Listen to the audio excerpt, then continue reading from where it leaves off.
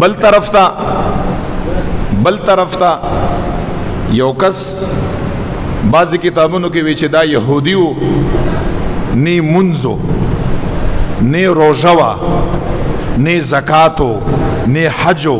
نی تلاوتو انسان چې يهودي او کافری گویا کې د هغه په نام اعمال کې یو نیکیم نشتا.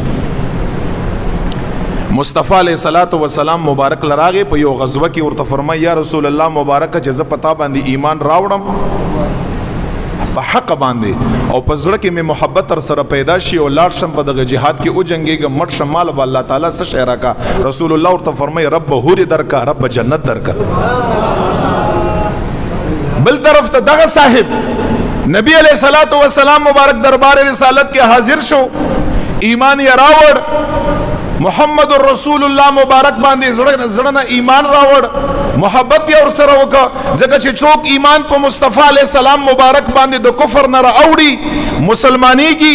محبت په بنیاد باندې مسلمانېږي د مبارک توره راوخیسته لاړ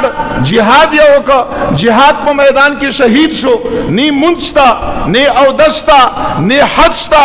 نی روژه شته نی تلاوت شته نی ذکر او اذکار شته یو نیکی یو عمل یې نشته صرف ایمان یې راوړ نبی علیہ السلام سره په زړه کې محبت ولر شهید شو. رسول الله مبارک چې کله ورغی صحابه کرامو ته فرمایي پرې دی د جنت بی بیان هوري راغلي دي اغور سره مشغوليږي. یو وای چې زیدان سره بوزما بل وای چې زیدان سره بوزما بل وای چې زیدان سره بوزما. رسول الله صلی الله علیه وسلم فرمای پرې چې هغه خپل هغه محبت ور سره وکا چې څه محبت حالانکه مونږ خینو مونږ نو زکات نو حج نو صاحبانو د دې خبره هرگز نه مقصد نه دی چې انسان د مونږ پری دی نه دا مقصد یې نه دی خدا مقصد یې ضرور دی چې مونږ د وی او محبت د مصطفی علیہ السلام نی دا منز نه دی د یاد لر نور نه کوي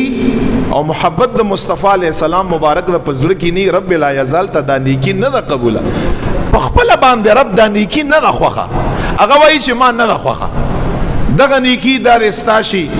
زه نه قبلوم ما ته منظور نه ده ما ته قابل قبول نه ده دی وجنا دا زړه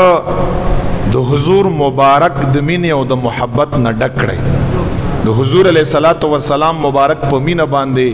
منور کړي خیسته کړي. الله په ذات باندې قسم چې په ورځ د قیامت باندې ما او تا جنت لزو هغه بم د حضور علیہ الصلوۃ والسلام مبارک په شفاعت باندې جنت لزو او شفاعت چاته ملاوږي هغه انسان ته ملاوږي چې د ځان نه د پلار او د مور نه په مخلوقاتو کې د هر چا نه زیات محبت مصطفی علیہ الصلوۃ والسلام مبارک سره کړي.